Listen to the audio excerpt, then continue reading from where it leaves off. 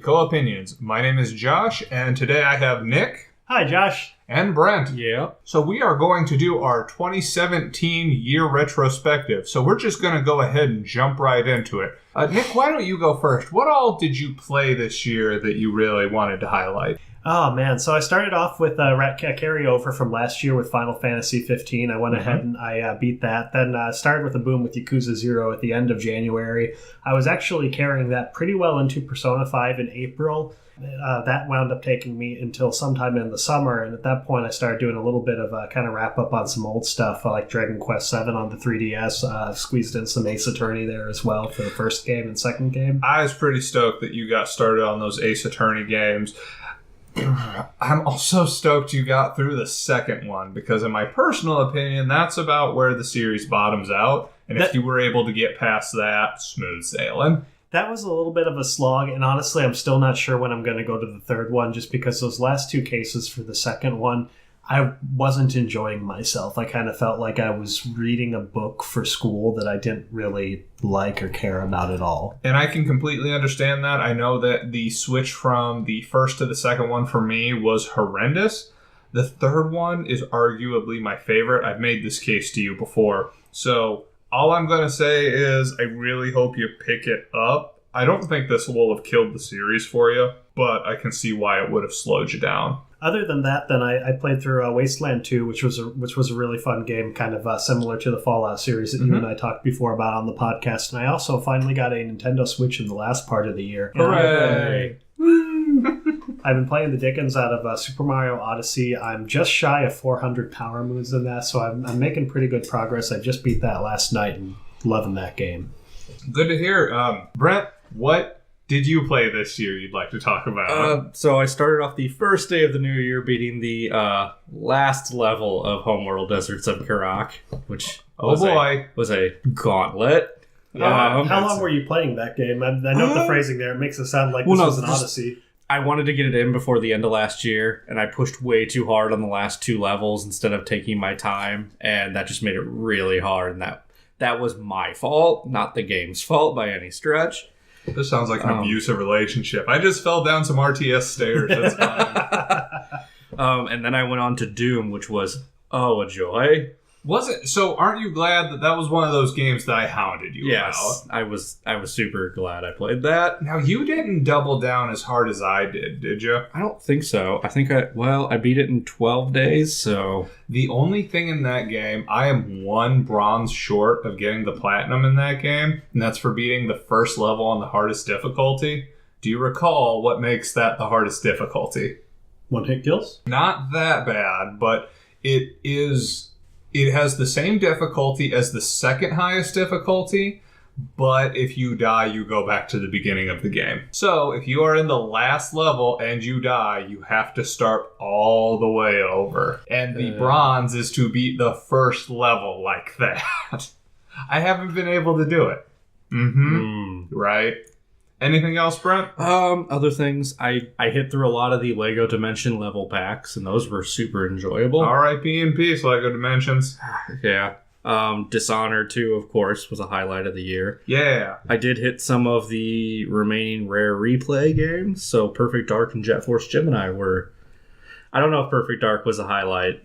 It was fun. I understand why it was liked in the time, but it's not aged well. Did you play it at the time? No, this was actually... Which makes a world of difference. It does. Let's see, what else? Death of the Outsider was a super highlight. Yeah, but we can't get too much into that. Battlefront 2, I super enjoyed the storyline too. I know some people didn't, but I did. Did you enjoy the DLC? I saw you just beat that as well. It was fun. It was only an hour-ish long. Wasn't the game itself like 6 hours long? Yeah. Okay. But it's an FPS. That's standard for the course. Yeah, it depends, though, because Bioshock Infinite was like 15 hours, wasn't it? Yeah, but Bioshock Infinite isn't a game built on multiplayer. True. Yeah. I think there's going to be more DLCs. I wouldn't be shocked. You wouldn't be shocked if a franchise known for milking it milks it. Or a company known for milking it milks it. There you go. But anything else on this year? No, I'm just currently Ballad of the Champions. What's Ballad of the Champions? Ballad of the Champions is the second DLC for Breath of the Wild. I know you haven't played it yet, so I won't get too into it. But Brent, back me up on this one. Don't buy the Season Pass. Yeah. It's not worth it. The first DLC, which allows you to power up your Master Sword so it's powered up constantly, how it currently stands, and this isn't even a spoiler, when you fight bosses, which I'm not going to tell them about the bosses, when you fight bosses, it doubles in strength from 30 to 60, making it the strongest weapon in the game, Brent. Correct me if I'm wrong. Well, I think there's something over 60. I feel like I have something over 60. Anyways. This isn't necessarily germane, but I am curious if with these Nintendo games and the season passes, if they're going to do a Game of the Year edition in a couple of years whenever they roll out their Nintendo Selects. I don't think it's going to be. I can't. Just because Hyrule Warriors never got one. Now, we did get Mario Kart 8 Deluxe. So, yeah, but that was also a port of an old game. And I guess depending on how you view the Hyrule Warriors for 3DS. Even that had a season pass, though. Okay. That had extra content. But didn't it come with everything that you got on the Wii U? I can't speak to it because when they said that it will perform quote-unquote better on the new 3DS, which is to say it functioned on the new 3DS. Did you see how janky it ran on a normal 3DS? I heard, yeah. Yeah, I did not. So I was not. I did miss 2 games real fast. FF15. I don't want to gloss over that. You did, and you were an interesting case because you played it after a ton of those quality of life patches had rolled out. And I remember when we talked about it, you're like, yeah, this boss was kind of hard, but then I activated my armor that made me invincible. And I'm like, and you go, that's what you did, right? Like, that didn't exist when we played Brent. Back in my Final Fantasy, then. Yeah, back in my FF15. I still need to get the DLCs for that. Well, I think you can wait on that, honestly. I'll tell you more. Get them on sale. Yeah. I'm waiting for the season pass to go on sale myself. And I guess the last one I should touch, Unfinished Swan, since you got me to play that. So, that's an interesting case. Did you ever play that, Krause? I can't remember. That is not a recent game, but it's not. But I got him to play it because it directly and thematically ties into What Remains of Edith Finch, which is the feel-good romp of the summer, if you haven't played that. Did we talk about that in any of the podcasts? I think you guys briefly talked about it on your... no, you didn't, because you played it after you guys recorded. The sad podcast. Yeah. The basic gist of it is, in What Remains of Edith Finch, a girl goes back to her family home, where the idea behind it is every time somebody in the family dies, they seal their room off, and it becomes like a living monument. And as you're progressing through this house, you go through and live everybody's final moments. Yeah. It's dark. Like, by the end of it, I just kind of wanted to lie down and not wake back up. I'm glad we're talking about this 8 days from the end of the year. Just that makes it a little bit of finality. Oh, man. Finality. Ugh. Yeah. That was... But I'm glad you played it and enjoyed it, and I'm glad I got to make fun of you a bit while you played it. Anything else? No, I think that's the highlights of this year. All right. So I started off the year on a high note. I beat the game Hyper Light Drifter. Do either of you guys know what that is? You showed that to me. Okay. Maybe you showed it to me. It's a top-down action-adventure game. It's very difficult. It's very light on the plot. I really liked it, but... At the beginning of this year, our listeners may remember I was studying very hard for a test, so I didn't get to game a terribly large amount. But I also did get to beat FF15, which I know Krause was super stoked about because that was, I don't want to say your game of the year last. You were really into it when you played it. Coming after the dry spell of Final Fantasy 13, that trilogy, then Final Fantasy 15 was a delight because you kind of just had a sense that this might suck, and to have it not suck was encouraging. Yeah, that was the bar. Yes. Not suck. FFF, functional Final Fantasy. Yeah, that was the bar. But I got to beat Resident Evil 7, which I love to death. I've showed both of you the beginning of that. At the very least, the beginning of that. Yeah, we got further in the beginning. We got way further. Did we? We did. We got about 2/3 of the way through because when you were watching me play it, I had the buzzsaw, which breaks the game. I enjoyed you showing me the garage fight with the Patriarch. Oh man, that garage fight. That's all I'm going to say for people who haven't played it, but that garage fight. They also finished up the Box Boy trilogy, those were just fun little puzzle platformers on the 3DS. I know that I'm the only one who probably played them, but I would love to get the protagonist's amiibo, which is the cheapest looking thing in the world because it's just a white cube with 2 eyes on it. They still charge you $15, huh? 50. It would be 50 because it was never released in America. I'd have to import it. Oh. Yeah. They also released that other Shovel Knight DLC. Kraus, you haven't played... You tried to play the first DLC, Plague of Shadows, and that just did nothing for you. Yeah, I cleared King Knight, I want to say, with in Plague of Shadows, but the control style I just never got fully comfortable with, and I put it down. Some other things that were worth noting. My girlfriend and I played through this game called The Sexy Brutale. I might end up just buying that game for you guys because I just want somebody else to talk about this game with. Now, I heard it looks very similar to the game Ghost Trick, which, Brent, I'm not even going to bother trying to explain to you. But, Kraus, you've played that. So if I can figure out a way to get you this game, Sexy Brutale, I really want to record a mini-sode because it's so unique to me. That's why I want to talk about it because the premise behind it was unique. The execution was unique. This was the first game that I felt really impressed by the innovation behind it, which as somebody who's played Ghost Trick, you might be able to come back and go, yeah, I've done this before. So we'll see. But we also both beat, Kraus and I, Color Splash, Paper Mario Color Splash. Mostly notable because this is the first Paper Mario game in almost a decade I've been gung-ho about. The writing was amazing in this game. To be fair, we do have about a 5-year gap between them. We had Super Paper Mario, 5 years passed. We had Sticker Star, which everyone agrees sucked. And then we had another 5 years to Color Splash, which is better. Yeah. And then some other games that were of note. I wrapped up Arkham Knight. I beat Breath of the Wild. Arkham Knight, we did a whole podcast on that. Kraus listened to it. And Danganronpa 3 finally came out, which I loved.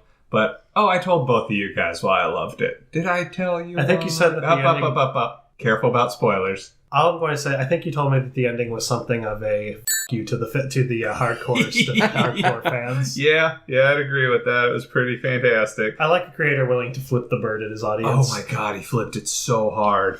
And then I also wrapped up Horizon Zero Dawn, which I know one of our other friends was super gung-ho about. Yep. I beat Dark Souls 3, which I was super proud of getting through that. It was a fruitful year for me. I could go into almost any of these. This is why we have a podcast about it. But those, for as many as I just listed, those were still just the highlights. That was 20% of what I beat this year. Amazing. But speaking of amazing, I would like to go around and discuss what we thought our favorite games of the year were. I'm going to go with Kraus first on this one because I have a strong hunch Brett and I have the same game. Okay. I got some runners-up. Yeah, but Kraus. I kind of had a tough time nailing this down to a single one. I think for my personal pick, though, it would be Super Mario Odyssey. Ooh. And the reason for that is just because I really felt that sense of joy and glee playing the game, where a lot of times playing a game can kind of, it's fun, but it's one of those things where you play it for an hour or two and then you're just kind of like, all right, yeah. I mean, it's almost like watching an episode of a TV show or something where it was on and it's just kind of a way to kill time. It was a Sunday, it was 8 o'clock, and you just decide you want to watch a little something before going to bed with some video games. This was one of those games where I would spend an entire Sunday playing it, and then at the end of that weekend, I'd kind of be excited for the next time I got to play it, like playing it for several hours, still feeling that joy and glee, and just that discovery aspect with finding all the different power moons. To go from having 120 stars in Mario 64 to having 999 power moons to discover. Some of the power moons that you can find are just obvious and are sitting out there, but you have others that involve you doing some little tricks here and there, and it's really just kind of fun to have that contrast where sometimes you're literally just tripping over free progression markers, and other times you're really striving for it, and it's a delight. The other two that I really enjoyed, Persona 5 was just a great example of a high-budget JRPG done very, very well, and I like its insistence on single-player given the overall direction of a lot of the gaming industry toward a multiplayer direction, it was nice to just have a game that was very tightly focused on, we want to have JRPG mechanics with a high production value JRPG plot, and just do that well. And then similar call out along that same vein to Yakuza 0 for basically being kind of a Shenmue spiritual successor, Streets of Rage with RPG mechanics and a lot of mini games with a great plot, period piece in 1980s Japan with Yakuza gangsters. It was a great time. So one thing I've been curious about, and you don't have to get too into this, so the power moons are what allow you to progress through the game. You obviously don't need all of them to beat the game. Do they give you some kind of reward for collecting more after the amount you need to beat the game? Sure. So the general flow of it is you'll need a certain amount to progress to the next area, and you'll have certain mandatory power moves you have to do to clear that given world that you're currently in. And then at that point, every single time I had already gotten almost double the bare minimum I needed to advance by the time I finished the area, just because I enjoyed exploring the game's world. Once you go ahead and you beat the game, because that's kind of just the steady gating that occurs through all the different worlds. Once you beat the game, then it continues to unlock more and more challenge stages, kind of similar to when we got the star coins in like Super Mario World. And it does also unlock some more outfits, which I've been enjoying a lot more than I thought I would. It's fun to dress Mario up as a pirate with a little eye patch and go about in a little beach paradise world. Now, it doesn't do what Galaxy does, where it's like, you got all, 200 Luminas. Now you can beat the game completely by replaying all of it with Luigi. Have fun. No. You do have some gated moons. So what happens at the end? You have these metallic silver blocks that are in each of the worlds that you'll see as you're going through them, and you can't do anything with those whenever you are first starting up. But after the end of the game, and it'll be very obvious, the game will kind of do something to kind of trigger you to be like, hey, you should go back and check these out. I walked up to one and I went ahead and I had Mario do a ground pound on it, and what that did was release a bunch of other moons into the world, and now there were more to discover. Ooh, fancy. I know. So I'm sorry. Go ahead, Josh. No. You do your thing first. So I guess to answer your question is, it does kind of force you to go ahead and re-explore these, but all of these areas are self-contained enough. It certainly doesn't feel like you're just replaying. It feels like you're going back to a world and exploring it, but it's enjoyable to do that re-exploration in my view. Okay. I'm so excited to start this game, bro. I know, right? I'm so excited. You've hyped the hype that I already have. Everybody I've talked to been like, oh yeah, I've played Zelda and that was amazing. I played Mario and that was amazing. Have you got to Mario yet? I'm like, no, not yet. And they're like, tell me when you have. I need to know that it's also awesome for you. Mario was one of those games where I found myself wanting to just take time off work unplanned. I'd get to the end of that Sunday and just be like, why do I have to go to work on Monday? I don't want to go to work. I want to take the week off and play Mario. God, I've been feeling, ever since the massive influx of backlog because of the sales over Black Friday, it's been so hard not to call off work and be like, nope, I think today is Uncharted Lost Legacy Day. Or today's Pyre Day. You need to play Pyre too. I know I haven't played it yet, but we need to talk about Supergiant Games. You're recommending a game to me that you haven't played yet?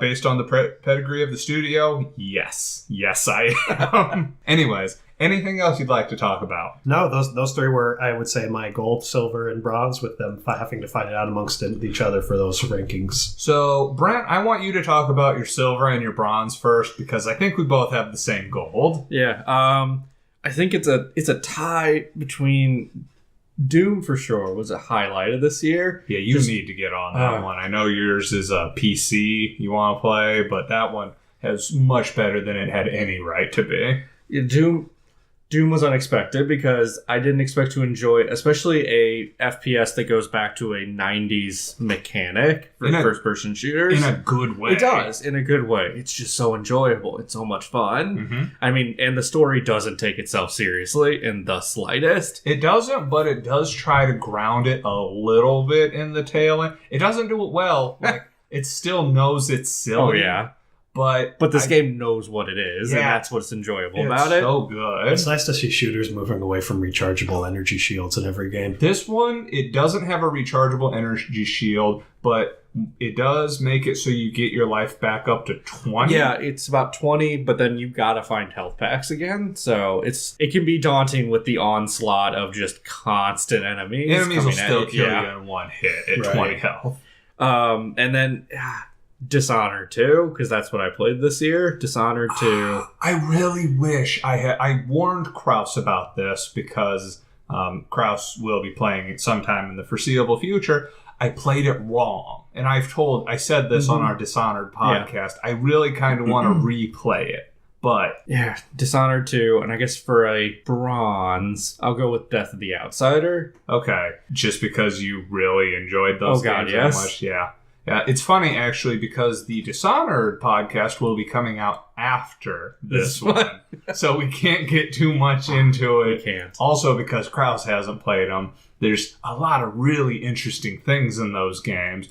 Is there anything you can talk about what you enjoyed without rehashing what people will hear in 2 weeks? No, I mean, other than, we talked about game mechanics changing between the first and second one, slightly tweaking them in a better way. Mm-hmm. I don't feel like there's anything I can say we didn't say in that podcast. That we're going to say. All right. Don't want to date it. Shut up. Anyways. I think you're going to enjoy that game tremendously, Kraus. Do you date content that's under 18 weeks old, Brent? What? He's a podcast robber. Anyways. Brent Moore over here. Oh. Anyways, anything else about your second and thirds, respectively? I don't think so. Nothing that we won't talk about. Yeah. I'm looking. Anyways, the more we talk about those games, the more I really want to go back and replay them. Yeah.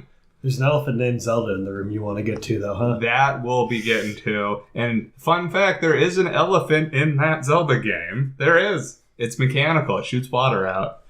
You really need to play that game, too. But I'm going to talk about my second and third place real fast. I can't decide between Danganronpa 3 and Resident Evil 7, which one of the... Because, Danganronpa 3 took it for me. They improved some of the gameplay aspects so tremendously, I feel it's impossible not to touch on it. I thought it was basically a visual novel, though. So it's a visual novel in the same way Phoenix Wright is a visual novel, but the evidence presenting parts of the cases are also interspersed with mini games you can play. They also tightened up the investigation portions, and they introduced the concept of being able to lie in the trials. Now, it's not used often, but it's an important plot mechanic because of how important lying is to the plot in general. Amazing. Is this like Dallas where it's all a dream at the end? Did they pull a Dallas? I can't tell you that. But, so that one I love the plot, which is borderline blasphemous for any die-hard Danganronpa fans because of the way it ends. I'll roll with anybody who wants to contest me on this one. I loved it to death. So good. But on a gameplay note, Resident Evil 7 was tremendous for me because back in, the mid-90s? Is that when the first Resident Evil came out? There was a certain kind of fear that they really captured in that game. And they really, in the second one, I wouldn't know. I haven't played the second one, total honesty. Also haven't played Code Veronica. But in the third one, they kind of started moving away from just because the Nemesis was a dude chasing you around with a rocket launcher. Sure, valid. Okay. Popping up in a narrow alleyway. To be fair, I also played half that game with a Game Shark, so the ability when he busts through a window at you and you're like, I have a rocket launcher too. Yeah, or I have infinite knife. So, anyway, Game Shark. God, talk about dating yourself. Quick thought on gameplay there. That's always impressive to me when I see people doing the Nemesis just with a knife and just going ahead and dodging out of his way. The skill to do that is impressive to me with tank controls. Yeah. God, tank controls. That reminds me, just as a quick aside, that Grim Fandango trophy, Tim Schafer made us put this one in, and the trophy's called The Right Way. It's beating the game using tank controls. You should play Grim Fandango, Brent. Right. This is a total aside. The writing in that game is still tremendous over a decade later. Okay. The gameplay is a little hit or miss. First Resident Evil, because I was curious, came out in 96. Mid-90s. Yeah. All right. Anyways, Resident Evil 7 really recaptured the fear. I'm going to quote what Honest trailers said about this. It is the tensest game of cat and mouse you've played in years until you get the shotgun. Then there's still scary parts, especially about 2/3 of the way through the game. They do a thing that basically takes all your equipment, which is a lazy way to return the fear, but it makes sense in context. So that game, it was really, really well put together up until the home stretch, because something that the Resident Evil games in terms of fear in the last, since the fourth one in 2003, 4? Yeah. RE4 came out. I know that was 2005, but so I could be mistaken. I know that came out at the very beginning of high school on GameCube. It's just been released so many times. I think that's since part of then. why it's difficult for me to keep track. Yeah, I wouldn't blame you in the slightest. Anyways, it's really just kind of felt like you murdering a bunch of enemies, and then at the tail end of RE7, suddenly a whole bunch of enemies pop up, and you're like, this isn't really the same. And then why this is not my number one choice, other than the fact that the number one choice is amazing, is because the DLC for this game was at best disappointing. No, some of them were fun, but the most of them were disappointing. You're saying you'd ban that footage? But I'm not sure I would have bought it again, though. So the 05. that's when really For 05? GameCube? Yeah. Wow, I That's really right. thought it was earlier than that. You nailed that. Anyways, so the first two DLCs, the banned footage, is basically just a collection of minigames. Doesn't really do a lot to expand stuff. The the free one ties up some loose ends, and then the one you pay for, the one that just came out recently, you play as Uncle Joe, who comes from the bayou and punches zombies to death. It's like, okay. Is it as outlandish as like the challenge maps in previous, in the like 5 and 4? Yes, because I'm trying. There is one boss you keep fighting over and over again, and you use wrestling moves on each other. He will straight up clothesline you, and you suplex him. And Is this all in first person? yeah, Is there a zombie alligator or anything? yes, there's a lot of them, and they will kill you instantly. I remember the first time I'm like, I'm a big bayou man. I bet I can wrestle a gator. And it turns and goes, oh! And then because it's first person, you watch as its jaw closes around your legs. And you're like, nope. And you try to pull it open. And it goes, koosh. Game over. I've heard of sad trombone. I guess this is sad banjo moment. Oh, man. Ding, ding, ding, ding. No, it was fun, but it was not tense in the way that they have been building this up. And I think if there is any point you guys aren't going to play it, well, Kraus, you're definitely not playing it. You are not spooky scary. And Brent, you didn't seem likely to play it. I might. If I can find it on sale. Yeah, you're going to buy the gold version for $20 this Black Friday, which to say 2018 Black Friday. Yeah. Probably. Yeah. The last DLC ends with you getting a power fist that lets you charge up your punches so they're strong enough to kill enemies in one hit. Awesome. That's how this game ends. One punch redneck. I'm so glad that I can share this with you now. Anyways, so yeah, both of those games were tremendous. My Dark Horse Award definitely goes to Sexy Brutale. God, I want to talk about it so bad, but that's neither here nor there. Let's address the quote-unquote elephant in the room. Brent, what was your favorite game of the year? Breath of the Wild. And that was my favorite game. And I'm glad you didn't play it, Nick, because I really want to think you would go against the grain, but it's amazing. I did enjoy the spoilers you guys dropped in that recent podcast about Ganon being made out of chocolate. Right? Didn't see that coming at all. I did the Google search, and you guys weren't fibbing me. That was some really detailed 3D modeling that they're doing with Source Filmmaker these days. It was a shocking story twist. I'm not sure if we have to blur that one out or not. Anyways, yeah, never would have saw it coming. Made totally out of chocolate. God, I don't know how to recover from The Breath of the Wild was absolutely... So, Link Between Worlds was amazing for me because it was everything I knew I wanted in a Zelda game brought back.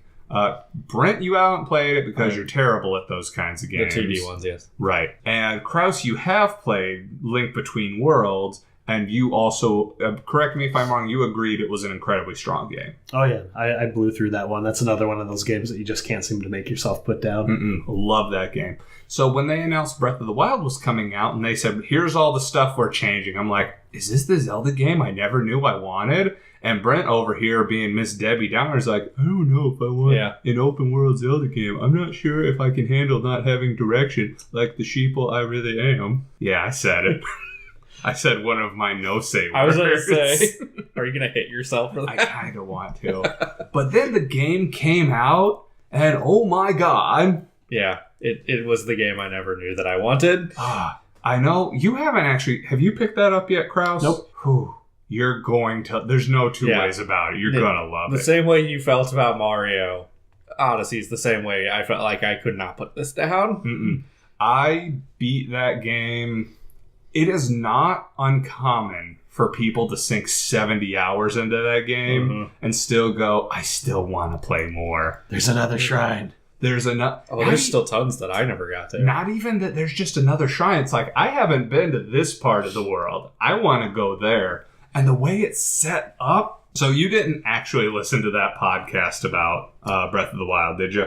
You guys started talking about some of the plot stuff that gets spoiled like in the first hour, and I ducked out at that point. Okay. So there's just one example to me that is a prime example of how this game... Because I blurred out everything going into this game because I wanted to hit it fresh. The way that they set stuff up in this game is phenomenal. They give you a quest that says, there's a shrine that-a-way. So you go that-a-way, and this is the one where you find... I'm trying to phrase this in a way it won't spoil. You go toward the... No. You go toward... It's the one with the 3 trees. You follow the trees to the edge, and then you look up the mountain, and you're like, whoa, what's that thing?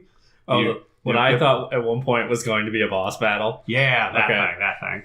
So the game is set up tremendously. It doesn't hold your hand to take you places, but it does gently go, maybe you should go in this direction. But if you go, no, I'm going to go fight Ganon now, it's like, fine, go for it, whatever. You can fight Ganon as soon as you leave the starting area. You won't kill it, but... Do you have people who have done that successfully? Yeah. Which they roll a boulder the whole way there? I don't know, because we heard that from somebody else, didn't we? Yeah. I don't know what they were talking about. So have you gone to the top of the castle? You have to for the champion. Oh, wait, no, you never got any of the new... Did you, in the new DLC, get any of the clothing items? No, because I was so disappointed by the DLC in general. Okay, so I was unaware there was a opening above where the you fight Ganon chamber. Okay. And it tells you, because to get one of the clothing items in the thing I read it's like, do not step on the stuff in the middle. Don't do it. It'll break away. So, don't step on the, whatever that weird, dark... oozy stuff is. Something with malice. Yeah, the malice is like the room is covered in it, and I guess there's a hole that it's covering. Oh. And if you step on it, it's going to go break, and you're going to fall right on the Ganon. Yeah. I can't wait for you to play this game, Kraus. There was a point at work where me and 2 coworkers were playing it at the same time. So what are you laughing about, Brent? Is this about the armor thing? Probably. You relate whatever it is. Oh, where Josh is like... Where they're asking, so what was your armor at when you beat the game? He's like, oh yeah, it was at 20. And they're like, oh really? Each piece was 20. He's like, no, 20 total. And they're like, what? Yeah. So turns out that I was so unbelievably, I think I might have told you this already. I was so underprepared that my total armor score was less than 1 piece of armor fully upgraded because I went back and just started leveling up some stuff, and instead of 1 piece, the total being 20, my helmet was 28. So with the fully upgraded armor set, my armor score was 84. I beat the game with it at 20. I still don't know how I did it, but it does suck some of the time because some of the stuff you have to get to upgrade, like the stars. Those aren't that bad once you know the trick. Yeah, but it's a time game. Yeah, and what I was going to say was we actually avoided at work looking up guides because what we would do was we would come in every morning and be like, so what did you do last night in it? And there was a sense of collaboration where it's like, I went over here and I found this awesome thing. It's like, really? Well, I did this awesome thing in that other place. I think we even said this in the Zelda podcast where the first words Brent ever sent me about this game was, I just cut down a tree. It was awesome. Like that. This is more fun than Minecraft. Yes.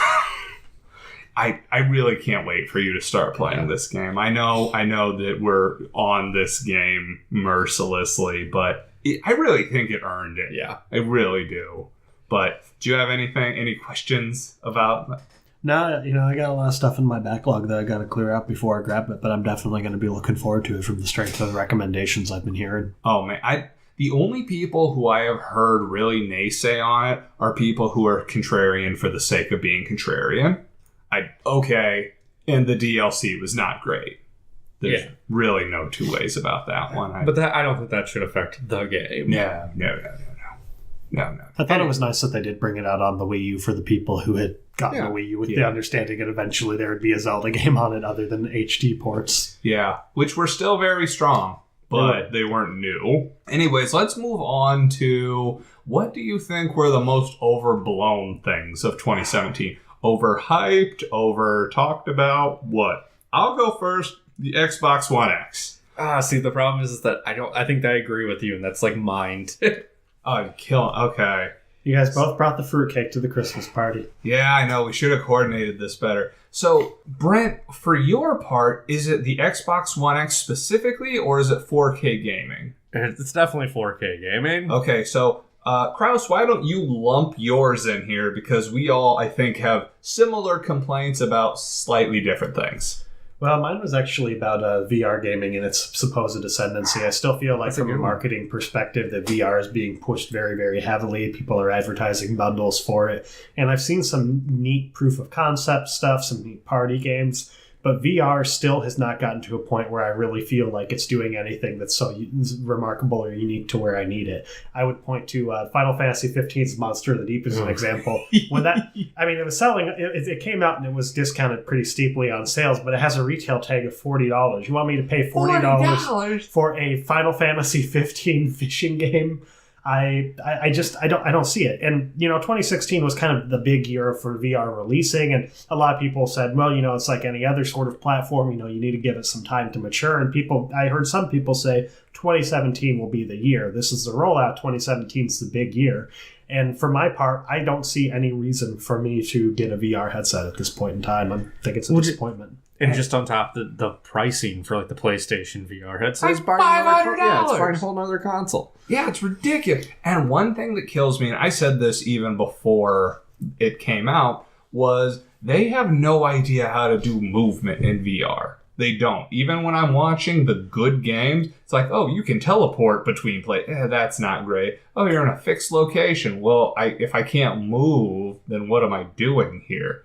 I know, what was it? Until Dawn, Rush of Blood's like, oh, we'll just do a rail shooter. Yeah. Like, why? I'm guessing the commonality that you kind of were calling out there is just the tech fetishism about this is a new thing that's just going to revolutionize gaming. And what we really need is more interesting game design, more unique mechanics, and instead it's just this higher resolution. This new gimmick is what's going to change the industry. Which is something I think we'll be able to roll into in our last segment, but we're complaining right now. So. I am curious because I don't know how like the Battlefront Fighter Simulator one worked. So I don't know if that was a rail or if you actually had control over how your fighter moved. Well, and even in that regard, so even if in the X-Wing, you're still sitting. Yeah. So if one of the things was basically turn whatever the joystick, I don't know how an X-Wing controls. Well, don't hold your hand. It's an imaginary nerd thing. It doesn't exist. Oh, that was pretty great. Star Wars is overrated. Wrong. Oh. I felt that. Yeah. I felt that cross. I felt it deep in your cockles. Speaking of which, I heard The Last Jedi drop-off rate has been tremendous. The dollars are going down fast. I'm just trying to get a rise out of you at this point. Anyways, so yes, it is the whole tech idea that this stuff is going to be the new hot thing. And that's why, to me, the Xbox One X was overblown, because it's like, oh, it can do 4K at 60 frames per second. My first question was, who has a TV that can do that? Unfortunately, all the Xbox people in here are like, well, now I'm debating, and I know they're going to listen to this and get mad that now I'm debating getting a 4K TV. So you're not buying a $500 console, you're buying a $2,500 investment. Because a good 4K TV is going to run you $2,000. Yeah. One that's I think they said somewhere you need a 55-inch TV or better to notice a difference between... Yeah, someone was making an argument to me earlier about... it was last week. I was talking with a friend who has a 4K TV, and he's like, well, it's because the 4K is multiple screens panned out. See, I not heard that at all. I don't know. I have to look in... Everything I had read up on said that you have to have a specific size bigger to experience 4K. Don't forget to buy the HDR lighting patches so you can get the true experience for your games. Yeah, that was another thing that made me nervous, but we never saw anything pan out, was when the PS4 Pro came out. The big thing there was, in addition to 4K, sorta, it also had HDR lighting. Well, first off, this was when everybody who had a TV learned what HDR meant. All these photography nerds already knew what HDR was. When I brought it up at work, one of my coworkers was like, oh yeah, HDR, that's when it does this and that and this. I'm like, oh God, you're a nerd, but now I have to know this. But they were saying the HDR patches, which Kraus was slyly alluding to there, those might cost money. They might cost money to improve the lighting. Now, since then, they actually found out what the level of effort was to implement this improved lighting, and it's almost non-existent. I know for Infamous and some other game, The Last of Us, they put a developer on it, and it took one developer less than a week to get the patch out to support this. So they ended up not charging, but it kind of gets into the weird incrementalism that you're seeing with the Xbox One X, where it's like, well, now it's better, so spend $500. You got to buy this. This is why I'm not a PC gamer, not to throw shade. I don't want to have to buy a new No. I don't want to have to buy a new graphics card for my console that requires me to buy a $2,000 new monitor. This is why I play console, so I don't have this. It kind of makes me think of back whenever they were starting to pitch physics cards to you, and the idea was it wasn't just enough to have a graphics card, that you were also going to need to have a physics card. And I think that wound up going by the wayside, but not before a couple of enterprising people pushed those out and sold them to people. You have all of this tinkering at the margins, which just seems like masturbation to me. It's not the foci of why I play a video game, to admire the shades of black or the type of lighting that's occurring in my game. Now, don't get me wrong. An action game at 60 frames per second is unparalleled. You've seen how gorgeous, I don't think I've showed you, Kraus, Dark Souls 3. Brent, have you seen me play that at all? I have not. The graphics in that game are phenomenal. If that game was running at 4K, 60 frames per second, it would look like a dream. Am I spending over $2,000 to achieve that? No. Right. I guess that's my point. It's the $60 you plop down for the game is where you're expecting to get that from in the first place. You're not expecting to throw down all of these ancillary $300 charges. Right. And even though the performance might not be as well as an optimized PC rig, and this isn't turning into the PC hate hour, I promise. Even though it might not be as good as an optimized PC rig, I am paying for that convenience. Mine might be nominally to noticeably less significant, but I know it'll work, and I don't have to fiddle with it. And there's not a chance a driver will misfire and I'll lose something because I didn't have the most up-to-date whatever. Well, and it also goes to the fact that I bought an Xbox less than 2 years ago, an Xbox One. I don't want to buy one every 2 years because they're like, hey, we're upgrading it this much, so it plays this much better. Just a little bit. So we're taking lessons from the cell phone industry. Right? Yeah. Well, they've been doing that for a while, though. I mean, the 360 had a 360S. But I don't feel like any of the 360 or PS4 ones were enough not like this. Not like this, I'll grant you that. But even, I don't know, was there a noticeable The PlayStation 1 had the PSX where it was way smaller. I don't know if that was a noticeable performance improvement. I don't think it was I think it was just more of a making it, because it was portable too. It had that screen you attached to it. Now that being said, well, you had to buy the screen. I know that because... But it had a screen you could attach to it. And I know that I think the first one that really offered a noticeable increase was the PS3. The newer versions were less likely to shoot crap, but the newer versions also didn't have PS2 backward compatibility, which was a big thing for you. It was upsetting to me. But I also feel like that generation, all the slimlines were designed to not shoot crap. Yeah, that was a weird generation. I do have a non-tech complaint to bring up, I guess, as far as things I thought were overblown this year. Sonic Forces came out to some very negative reviews. I'm backing up Kraus 100% on this. I think that was overblown. Generations came out back in 2011, and that pretty broadly got 7 of 10s. People were like, all right, well, this is all right, this is good. And there were criticisms that were made with it, and I think they were reasonable criticisms. These guys basically went ahead and tried to take that formula for Generations and improve on it. They were like, all right, well, we want to have a character creator. We want people to go ahead and make their own character. It's been a running joke about Sonic fan characters. What if we give them that opportunity? And what if we try and roll out and take the first 2 gameplay modes we had for Generations 1 and try and add that 3rd gameplay mode? One of the other complaints coming out of Lost World was just about how cartoony and cheesy all the kind of the stuff marketed towards children was with it. Is Lost World the one that was on the Wii Wii? U? Yep. The Wii U. The Wii one was colors. Okay. Well, Yeah. No. So the Lost Rings World one is the one I'm thinking of for the Wii. That's for the Wii. You're thinking of Secret Ring and Black Yes. Knight. What he's referring to is one where you fought a bunch of demon-looking things. Okay. It didn't really get that much coverage, I think. It got about pretty similar reviews, anywhere from 6s to 7s, and it was kind of okay. But people criticized just how kind of childlike the story was. And, people have been very glowing about the Archie comic Sonic stories for a long time for taking these children's character things and while still being appropriate for children, trying to be a little bit more serious. So what they did was go ahead and try and go in that direction with Generations 2 for the story. I've played Generations 2 of Sonic Forces. I'm calling it Generations 2 in shorthand. I went ahead and I've played that some, and there were some legitimate criticisms that have been made, but I never really saw those in the reviews. I saw two main legitimate criticisms. One was around the physics, where they still have it where you just lose momentum instantly whenever you stop running. That's a problem. I don't get why they keep doing that. The other one pointed to a presentation that members of Sonic Team did to a Japanese game development group where they were showcasing before and after difficulty tuning for Sonic Forces, where they made the game easier, and kind of criticizing where you could have had a challenge here, but instead they've made these sections a little bit too easy. Those I both think were fair grievances to bring up as far as why it wasn't a great game. But I see these people rolling out these 5 of 10s. They're not really talking about that. It's just, well, the gameplay, the stage design's not as good as Sonic Mania.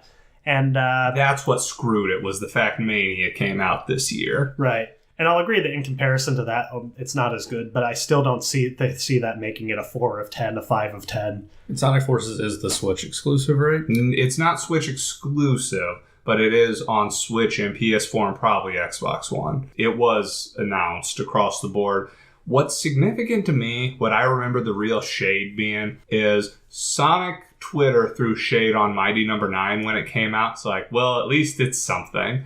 And then when the reviews came out for Sonic Forces, it's actually rated lower than Mighty No. 9. I'm like, that seems rough. And I watched a Let's Play of Sonic Forces the whole way through. Mighty No. 9 is a garbage fire. This game is a game for... Sonic Forces is a game for fans, but it's not technically it looks way better. It plays way better. It has better voice act. Everything about it is better. This goes back to one of our earlier podcasts about how reviews are inherently garbage. It is. And this is a prime example, because Forces was not worse than Mighty No. 9. I can say that beyond a shadow of a doubt. Was the, because I need some explanation here, was the reviews user-based or critic? Both? Well, the critics were way harsher on it than they should have been.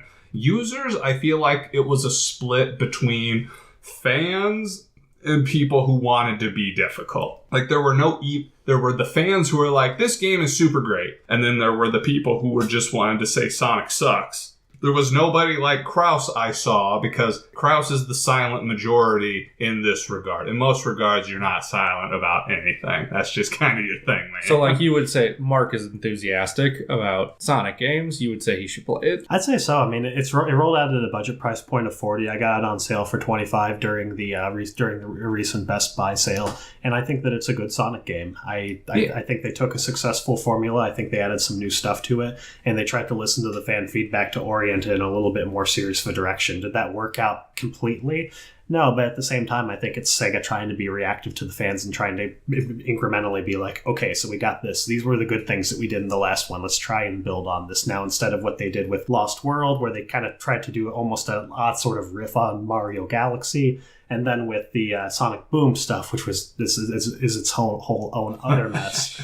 They're trying to be incrementally focused on, let's do these things well. Let's not try to just go ahead and throw the dart at the dartboard while drunk in front of our mother's house. There are two other valid complaints, I would say, having seen the whole thing through. One, the game is stupid short.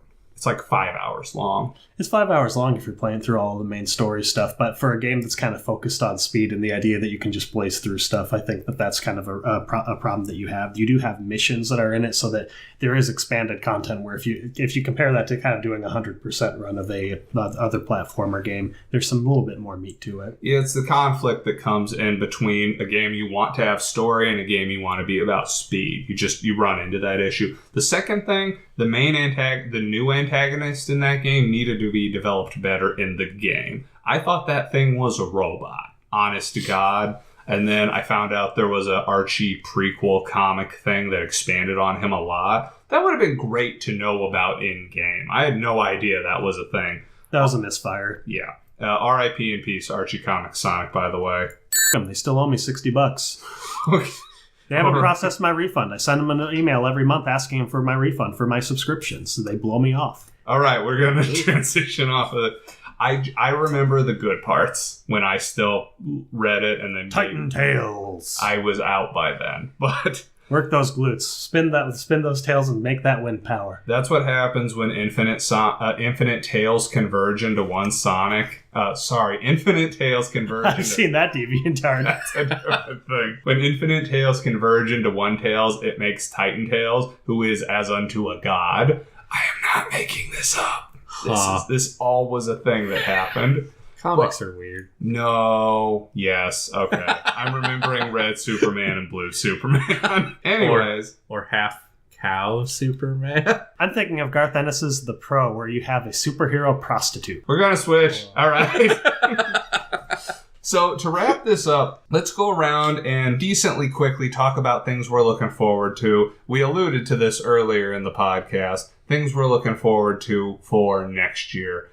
Kraus, why don't you go first? I'd say Yakuza 6 is the first thing that's really actually on my radar. A lot of big stuff that I've been looking forward to for a couple of years dropped this year, and I think it's going to be a little bit of a catch-up year for me for gaming, and a lot of the smaller stuff. Some of the Switch games like Golf Story, hopefully get to Stardew Valley, and then some of these smaller Square Enix RPGs like I Am Setsuna, and if I enjoy that, Lost Sphere. And you need to download, since you have a Switch now, the demo for Project Octopath Traveler. Does that actually transfer into the main game? Is there a reason for me to do the demo? I think there's a reason, but I don't know what it is. At the very least, you should check it out to check it out. Okay. So, it's pretty light. So, did you try that? You did? I tried it at your place. Okay, that's why it sounds familiar. But anything else? No, looking forward to seeing what else Nintendo's going to do with the Switch. Yeah, I think that rolls into what my point will be. But Brent, why don't you go next? Generally, I have some games I just want to get to. Like, I'm getting Assassin's Creed Origin here soon, Mario Odyssey. Really want to touch those because I probably won't be finished with them until next year. So I'm super excited to touch those games, get to FF12 as well, finally play it. Man, I don't know if there are any games currently announced that I'm looking forward to next year, other than hopefully games that I hope Nintendo announces. There's Kirby and Yoshi on the Nintendo front. They explicitly said Kirby and Yoshi is in development. Didn't they? I know that Kraus over here, though, had mentioned that he was hoping for something with a little bit more bite to it, because while those are both strong established franchises, Yoshi in particular has really turned on the kid wheels in the last few iterations. Even though I still have to play the trilogy, Metroid Prime 4 is announced coming out next year. That is confirmed for 2018? No, Is it? no. I thought it was. They said it's announced for in development. Don't get people's hopes up now. Brent, that was really mean. I'm sorry. Very I'm sorry. You've had that Prime trilogy for over half a decade. Yeah. Brent, I will touch it. will you? Touched a lot of things recently. Ew. Damn, that came out wrong. Let's just end it here. Yeah, but And we're done. thank you. No, we're not done yet. I have hit a lot of old games that I've meant You to shouldn't play. hit old Over things. 18, huh?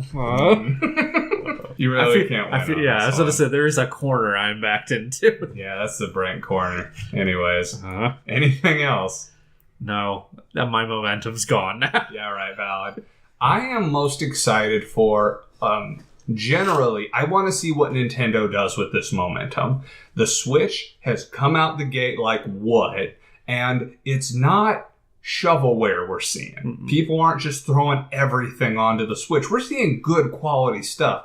And this is probably hyperbolic, I am really hoping the Switch's momentum gives a second renaissance of indie games, because we've kind of seen a bit of a downturn, just a bit. The Kickstarter bubble burst really bad, and it took a lot of indie talent with it when it went, because they just couldn't do it anymore. So I know Kentucky Route Zero's coming to the Switch. I mean, I know why you're not excited on principle, but in practice, it's bringing a game that I would have never imagined on a console to a console. That's my positive spin on it. They're also bringing Owlboy to Switch. That game looks amazing. Hollow Knight's coming to Switch. That looks amazing. And Nintendo themselves have been putting out good quality content now. And they're showing, we mentioned this back in the E3 wrap-up, that they're showing they're keeping their momentum going. We're at least getting 2 first-party Nintendo games next year that will certainly be solid. And just removing from the Nintendo aspect, the number of third-party... The support's yeah.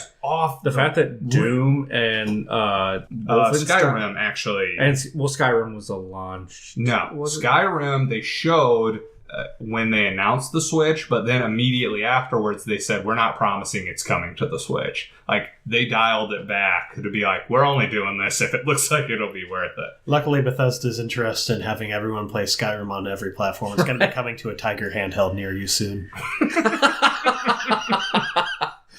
But even then, like, Square Enix is still trying their damnedest to get FF15. They're going to have a pocket version of that game. They've still... Last I heard, they were still trying real hard to bring the real one. And they also put out Romancing Saga 2 on there as well. And granted, that was a multi-platform release, but that's kind of just part of, again, to your point about that steady stream of content of classic JRPG that was never released in America before. So there are some specific games I'm looking forward to, as mentioned. I personally have been looking forward to the release of Ni no Kuni 2 when that comes out. I know that really wasn't your super cup of tea, Kraus, but my girlfriend and I loved it tremendously. So we're looking forward to it. The fact it keeps getting delayed makes me a little nervous, but that's neither here nor there. I'm very positive about next year. Right now, the game announcement sphere is a little lacking because it's that time of year. Like, it's the holidays, stuff has come out, they're kind of dialing it back a little bit, and then in February and March, we'll start hearing the rumblings. Then we'll hear the lead up to E3. E3 will be a thing. It's going to be a good year. I want the next Ori game to come out. You guys never played that. I have it. I should play it. You should play it. It's amazing. Same with you, Kraus. So good. But that was one of the ones. I wouldn't be shocked if we got a Nintendo Direct late January. Yeah, I'm still waiting for that unfortunate Switch version of Smash Brothers, and then they announced the second line. Yeah, no, that's worth rolling your eyes about. Oh, but Bayonetta 3, that's a thing. Like, so crazy. Here's hoping we get an announcement for a Mario Kart 9 next year. That's ambitious. I don't think it'll come out next year. Announcement. I think that if they announced it, they'd announce it at the very earliest, less than a year before it came out. So I think if they announced it at E3, yeah, I think it'd be out before the holidays. Personal, I don't think, I could be wrong, But unless it's third party, Nintendo doesn't announce games like that over a year before they come out. It's not consistently like that because I'm willing to bet that at least the Yoshi or Kirby game, possibly both, won't be out till third or fourth quarter next year. But I think that was a show of good faith to show they hadn't blown their load immediately. That's my opinion. I would have said Mario Kart spring of 19. Yeah, I could see that as a March release. March or April. But anyways, we're purely speculation at this point. Is there anything else you gentlemen want to add? Cheer up, for the worst is yet to come. Hey! All right. Well, on that positive note, Kraus, thank you for coming on. Thanks, Josh. Brent, thank you for coming on. Yep, good times. I'd like to thank all our listeners for supporting us in 2017, and we're looking forward very much to 2018. But until next time, my name is Josh, and this is Co-Opinions.